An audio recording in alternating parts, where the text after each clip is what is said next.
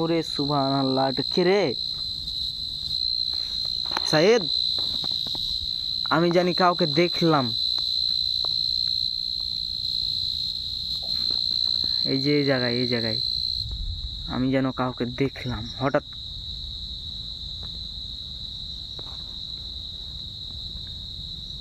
সাইদ রে, মাঠের অবস্থা খারাপ,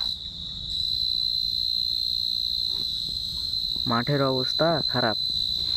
বাসায় পালাতে হবে। এই যে আমি আবার দেখলাম, ক্যামেরাটা ধরতে পারলাম না, আবার দেখলাম কে জানি আছে। ভিডিও চলছে, বাইরে লেগে যাবে। এই যে এইদিকে আবার কে রে?